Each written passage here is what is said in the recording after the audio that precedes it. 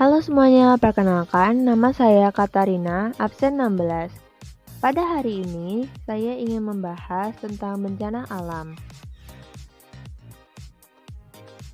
Apa itu bencana? Bencana adalah peristiwa yang mengancam dan mengganggu kehidupan masyarakat yang disebabkan oleh faktor alam atau faktor non-alam maupun faktor manusia, sehingga mengakibatkan timbulnya korban jiwa, kerusakan lingkungan, dan kerugian harta benda.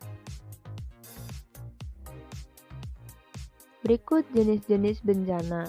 Jenis-jenis bencana antara lain ada bencana alam, bencana non-alam, dan bencana sosial. Pengertian bencana alam. Bencana alam adalah bencana yang diakibatkan oleh peristiwa yang disebabkan oleh alam. Berikut contoh-contoh bencana alam. Ada puting beliung, tsunami, gunung meletus, dan tanah longsor. Pengertian bencana non-alam. Bencana non-alam adalah bencana yang diakibatkan oleh rangkaian peristiwa non-alam. Berikut bencana non-alam. Ada kebakaran, kecelakaan transportasi, wabah penyakit, dan kegagalan teknologi. Berikut merupakan peta Indonesia. Indonesia secara astronomis terletak di 6 derajat lintang utara hingga 11 derajat lintang selatan, dan 95 derajat bujur timur hingga 141 derajat bujur timur.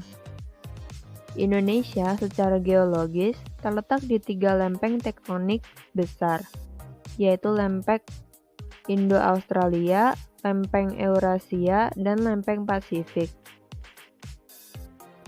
Indonesia secara geografis terletak di antara 2 samudra besar, yaitu Samudra Pasifik dan Samudra Hindia. Yang pertama adalah mitigasi saat bencana gempa. Pertama-tama, kita harus mengenali apa itu gempa bumi. Yang kedua adalah mempersiapkan alat-alat seperti kotak P3K, senter, makanan minuman, dan lain-lain. Yang ketiga adalah memeriksa pendeteksi gempa. Gempa dapat dideteksi dengan alat bernama seismograf. Dengan begitu, dapat diketahui kekuatan dan arah gempa lewat gambaran gerakan bumi yang dicatat dalam bentuk seismogram. Lalu, yang keempat adalah latihan evakuasi gempa. Tujuan dari kegiatan simulasi gempa bumi adalah untuk melatih kesiapsiagaan para masyarakat tentang bagaimana mengambil sikap dan tindakan ketika menghadapi bencana gempa bumi. Lalu yang kelima adalah menyiapkan jalur evakuasi. Dipasangnya rambu jalur evakuasi tersebut, diharapkan masyarakat dapat mengetahui tentang arah dan titik aman sebagai tempat berkumpul. Yang kedua adalah tanggap darurat atau saat terjadinya bencana. Yang pertama, berlindung di bawah meja. Kita harus berlindung di bawah meja agar terhindar dari benda-benda yang jatuh menimpa kepala.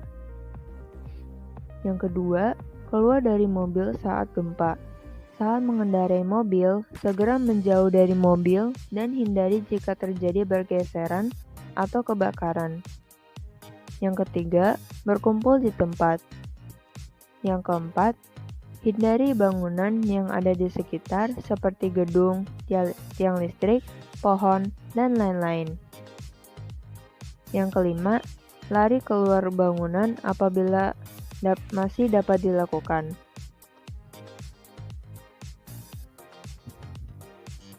Yang terakhir adalah pasca bencana atau sesudah bencana. Melakukan P3K. Lakukan P3K bila ada orang yang terluka. Yang kedua, mengikuti informasi. Mendengarkan berita lebih lanjut tentang gempa melalui radio maupun medsos. Yang ketiga, jauhi bangunan yang sudah runtuh. Jangan memasuki bangunan yang sudah terkena gempa karena kemungkinan masih terdapat reruntuhan. Mengisi angket. Mengisi angket yang diberikan oleh instansi terkait untuk mengetahui seberapa besar kerusakan yang terjadi. Yang terakhir, awasi gempa susulan. Sekian presentasi saya, terima kasih.